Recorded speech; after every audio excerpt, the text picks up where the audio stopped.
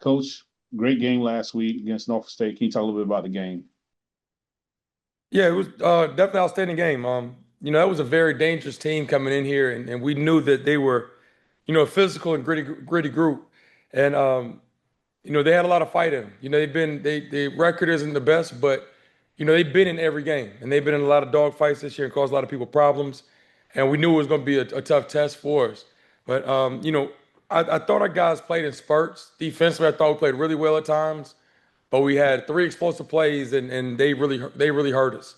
And we have a lot of yards in those three plays. And then offensively, I didn't think we played well on third down, and that obviously that hurt us. So we got to figure out how to put this thing together in all three phases. I thought when the offense played well and scored, the defense has got to come up with a stop, and we, didn't couldn't distance ourselves from them. We let them back in the game by getting up a score. Then, on the other hand, defense playing well, get a stop, and then, offense sputter and go three and out. So we've got to work off each other, and defense got to play with offense, special teams, and all three phases must play together. But thank God we came out of there with a win. Way too many penalties, and that killed us. That got us behind the chains a lot on offense, which gave us a lot of third and longs. So things we got to get corrected. But it's a lot easier to do it after a win, and it's good to get out of here and send the seniors out on a good note. And the crowd was engaged, and we had a great crowd turnout this weekend. Do you think the guys have too much energy coming to the game? Are they too excited? That may cause a lot of the penalties, too emotional? No, it wasn't that, and I don't think we didn't have a lot of I guess take it bonehead unsportsmanlike. I think we had one, but you have some holding penalties, a face mask here or there, some in-game type penalties.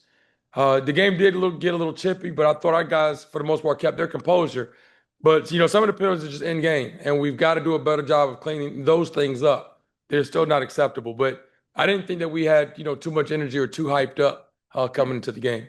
Because my next question is, you talked a little about getting off the field on third downs. Is there anything we could probably do a little differently to help us convert some of those third downs? Yeah, the easiest thing is win first down. If you win in first down and you're getting it third and manageable, third and short, it's a lot easier to convert on third and three, third and four than it is on third and eight, third and 10. So I think the biggest thing is staying on time, throughout the possession. And then obviously, when you get the ball third and manageable, it's a lot easier to convert. But penalties put you behind the sticks, and then when defenses get you in that, they kind of have their whole defensive playbook. Secondly, Coach, I want to talk a little bit about the defense. You brought up defense. This weekend, the defense had 11 tackles for loss for 60 yards. Are the guys just like into it right now? The D line kind of like seeing it well because we even see Max and some of the other girls in the second level getting tackles for loss now. Yes, I think our run fits and things are there, but it might be one guy that misses a tackle. I thought our perimeter play was poor this past weekend when they were throwing the bubble screens and stuff on the perimeter. We were in some one-on-one situations and guys missed some tackles.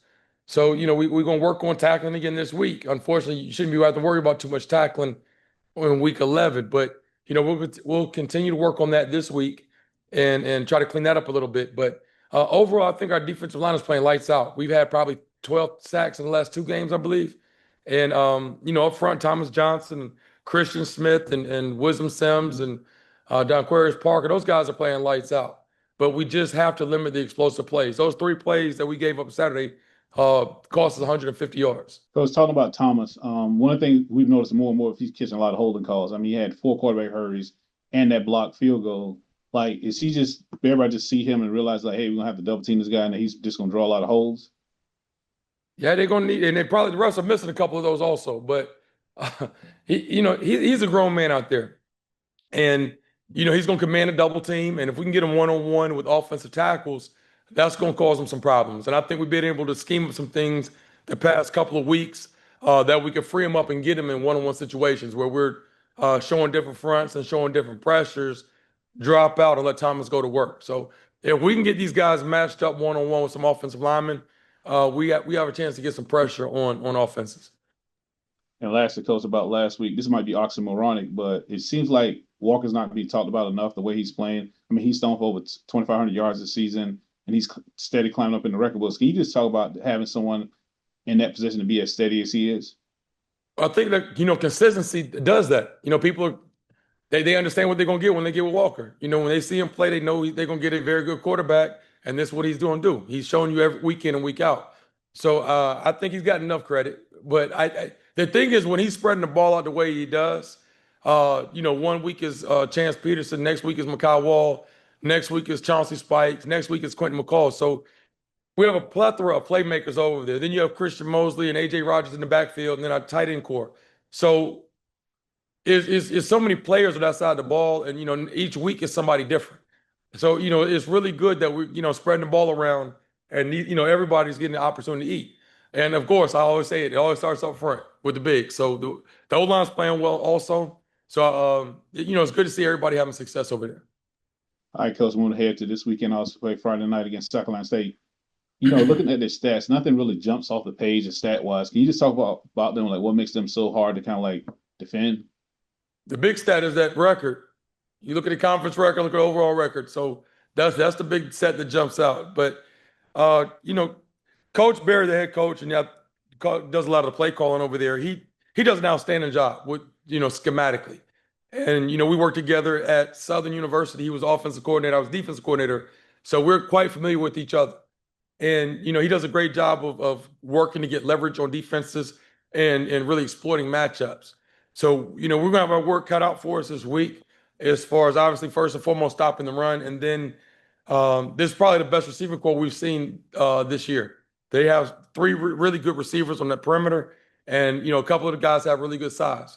So we're going to have to do a great job with putting bodies on the receivers as well as fitting the run. And the quarterback is where it all starts. The Atkins kid is similar to Walker Harris. He does a great job managing the game. He doesn't really force a lot of things and goes through his progression, hits the open men. So we got to work cut out for us. We really do, but it's going to be a great matchup and a great game. Oh, speaking of the quarterback, it looks like they play two quarterbacks. Do you think you'll probably see both of them throughout the game, or just pretty much be Atkins? Well, I'm assuming we'll probably see Atkins. We always prepare for two quarterbacks, but Atkins is the guy. Stubblefield is more of a dual threat guy. They don't run an option now, so we will be seeing some option football, and that's what is keep me up late at night. Worry about option football, but Ryan Stubblefield will be the runner, the dual threat guy, and then Atkins will be the more of the pocket passer and the one that kind of manages the offense. Well, once again, Coach, thanks. Do you have any final comments about the game this weekend? Yeah, still want to obviously send prayers up to Otto Coons, outstanding quarterback from Norfolk State, had sustained an injury this weekend. I think that kid's a competitor, great young man, and he's a warrior. And I had an opportunity to call him yesterday and spoke to him for a little while, and he's in good spirits. But we are praying for Otto Coons.